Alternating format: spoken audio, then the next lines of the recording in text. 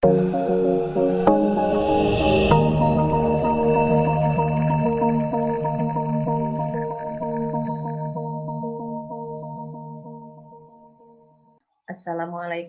warahmatullahi wabarakatuh.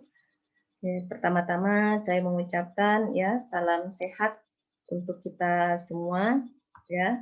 Baiklah, kali ini saya akan menyampaikan materi ya berhubungan dengan mata kuliah analisa bisnis digital. Ya, seperti yang kita ketahui, kalau kita berbicara tentang analisa bisnis digital berarti kita akan membahas sedikit tentang bisnis di dunia digital ya. Oke, pengenalan analisa bisnis ya.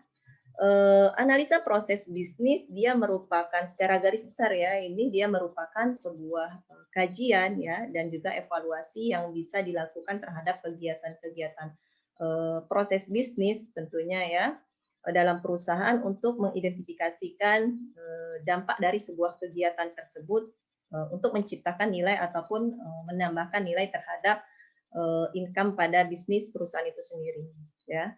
Kemudian ya analisa bisnis dia adalah sebuah proses untuk melihat dan juga untuk menilai kekayaan data ya, ini data ada kaitannya dengan data yang sudah dimiliki oleh perusahaan itu sendiri ya untuk menggunakannya atau membuat sebuah keputusan itu nanti akan berdasarkan data ya. Jadi analisa bisnis ini lebih dari sekedar melihat angka untuk mengetahui apa sih yang akan terjadi ya, tetapi dia juga berupaya untuk memberikan sebuah informasi tentunya ya tentang mengapa sih sesuatu terjadi dan akan menyarankan langkah apa saja sih nanti sebaiknya akan diambil ya. Ya, kita next. Kemudian analisa bisnis ini dia ada kaitannya dengan ilmu yang mempelajari tentang bagaimana cara perusahaan itu untuk mengidentifikasikan sebuah kebutuhan bisnisnya. Nah, jadi selain itu tujuan dari analisa bisnis itu adalah agar dapat menentukan solusi ya tentunya ya dari berbagai titik masalah-masalah yang dihadapi dalam sebuah bisnisnya. Nah, jadi sedangkan untuk solusi itu sendiri nanti biasanya berupa komponen-komponen ya dari satu sistem pembangunan ke sistem pembangunan yang lainnya. Jadi selain itu juga bisa terjadi ataupun terdiri dari beberapa perbaikan proses tentunya ya ataupun perencanaan yang lebih strategis. Oke, kita next. Nah, jadi di sini masih ada kaitan dengan analisa bisnisnya ya. Berdasarkan dengan faktanya, untuk terbentuknya suatu analisis bisnis yang akan membantu memberikan beberapa masukan atau solusi nanti tentunya kepada siapa? Tentunya kepada si penganalis ya, sehingga nanti akan terarah semua sebuah keputusan-keputusan yang ada nanti untuk pengambilan itu akan secara otomatis dengan adanya seorang analis ya. Kemudian analisis bisnis ya membantu juga untuk pengambilan keputusan dengan menstrukturkan tugas dari analisisnya ya. Melalui apa? Ya tentunya melalui evaluasi atas lingkungan bisnis itu sendiri ya atau perusahaannya, kemudian strateginya serta posisi dan juga bahkan sampai ke kinerja keuangannya itu nanti akan seperti apa yang akan dibahas. Nah, tujuan dari analisa bisnis ini apa? Jadi ya, tujuannya itu adalah untuk mengambil sebuah keputusan ya, keputusan bisnis dengan mengevaluasi sebuah informasi tentunya yang tersedia tentang situasi keuangan perusahaannya terutama. Kemudian bagian manajemennya ya, rencana dan strateginya seperti apa, serta lingkungan bisnisnya itu nanti akan dibahasnya itu seperti apa. Oke, kita next ya. Kemudian jenis-jenis analisa bisnis ya, jenis-jenis analisa bisnis. Nah, dari jenis-jenis analisa bisnis di sini kita ambil contohnya ada dua ya. Yang pertama itu adalah analisis kreditor ya. Seperti yang kita ketahui di sini dia adalah meminjam dana itu kepada sebuah perusahaan ya dan menerima janji pembayaran atas pokok dan juga bunga kreditor dagang ataupun kreditor operasi dengan cara mengirimkan barang ataupun jasa kepada perusahaan dan mengharapkan pembayaran dalam waktu yang sudah ditentukan. Ya, yang sering sekali didasarkan pada norma-norma industri tentunya, ya, dari norma-norma industri. Nah, kreditor ini dia juga bisa menyediakan pendanaannya itu kepada si perusahaan dan juga menerimanya itu nanti bisa tertulis ya atas pembayaran dagang bunganya itu pada apa? Ya, pada tanggal yang sudah ditentukan di periode berikutnya, ya, tentunya di periode berikutnya. Nah, itu jadi dari jenis-jenis analisa kredit ke kreditor. Kemudian yang kedua itu ada yang dinamakan dengan analis ekuitas, ya. Jadi untuk analis ekuitas atau bisa disebut juga di sini dengan investor ekuitas, ya. Nah, dia tugasnya itu adalah menyediakan dana ya pada si perusahaan sebagai balasan atas resiko dan adanya imbalan kepada pemiliknya ya. Jadi investor ekuitas ini dia merupakan penyedia apa ya? Bisa dikatakan penyedia terbesar juga ya untuk pendanaan perusahaan ya, dan juga pendanaan ekuitas ini juga disebut dengan ekuitas modal atau kita sering sebutkan dengan modal saham ya, dengan menawarkan pengamanan dan juga apa ya, bisa dikatakan juga penjagaan untuk semua bentuk pendanaan yang lebih utama tentunya ya dari si perusahaannya dengan cara tadi ya, dengan cara modal saham, dengan cara memberikan modal saham. Oke, kita next ya.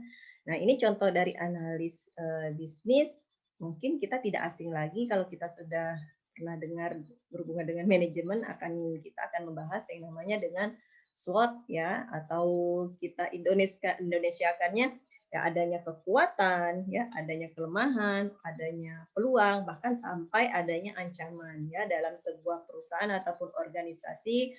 Makanya akan sangat dibutuhkan sekali yang namanya analisis bisnis atau analisa bisnis, dan seorang penganalis dalam sebuah organisasi maupun dalam perusahaan ya. Oke, kita next. Nah, tujuan dan manfaat dari analisa bisnis ya. Nah, tujuan dan manfaat analisa bisnis ya apa ya? Dengan adanya analisa bisnis itu salah satu yang sangat penting ya untuk senantiasa bisa dilakukan oleh perusahaan dengan cara menganalisis bisnisnya. Ya, dalam melakukan analisis bisnis, maka seorang manajer itu akan memiliki yang namanya kewajiban untuk melakukan analis, ya, tentunya secara keseluruhan atau secara menyeluruh. Nah, banyak sekali ya manfaat yang bisa didapat adanya analisis bisnis ini ya, yang dilakukan oleh sebuah perusahaan tentunya ya, karena dengan adanya analisa bisnis atau analis bisnis ya, perusahaan itu akan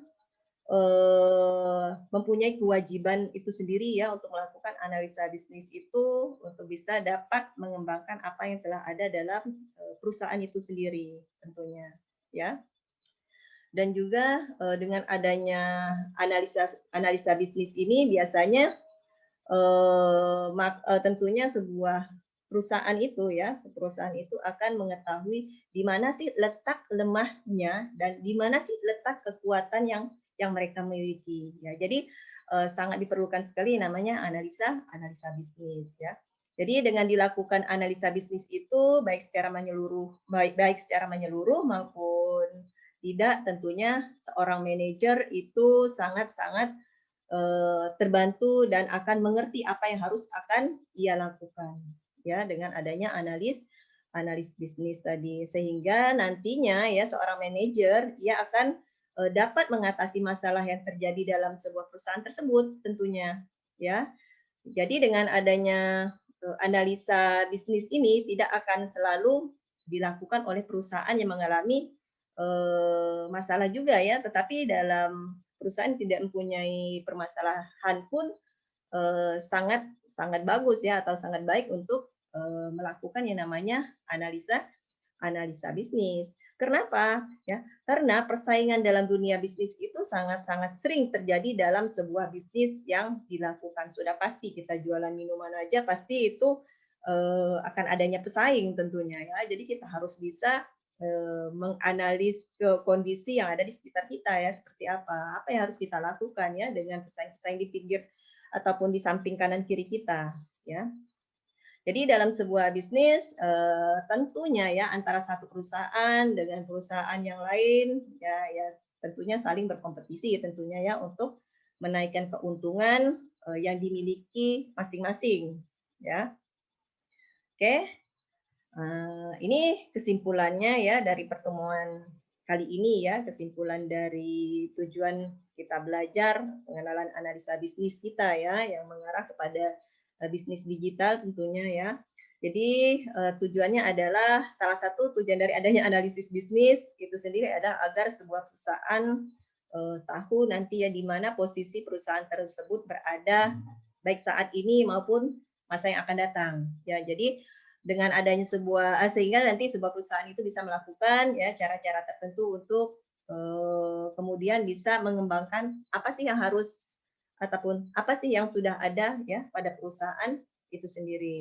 Jadi selain itu juga tujuannya adalah dengan adanya analisa bisnis ini ya untuk mengetahui kelemahan yang dimiliki oleh sebuah perusahaan tentunya ya. Tentu dengan mengetahui adanya kelemahan ya maka tentunya juga akan memiliki suatu trik ataupun strategi yang akan dilakukan dalam perusahaan itu sendiri ya. Jadi dengan adanya ataupun dengan cara mengetahui kelemahan di awal itu akan dapat membantu perusahaannya tentunya di masa yang akan datang. Oke ya, jadi di pertemuan kali ini kita hanya membahas sedikit dulu ya tentang pengenalan analisa bisnisnya ya berhubungan dengan mata kuliah kita analisa bisnis digital. Oke, jadi saya rasa cukup dulu. Nanti kita lanjut di kelas Zoom kita tentunya ya. Jadi hari ini saya akhiri ya. Wabillahi taufiq wal hidayah ya. Assalamualaikum warahmatullahi wabarakatuh.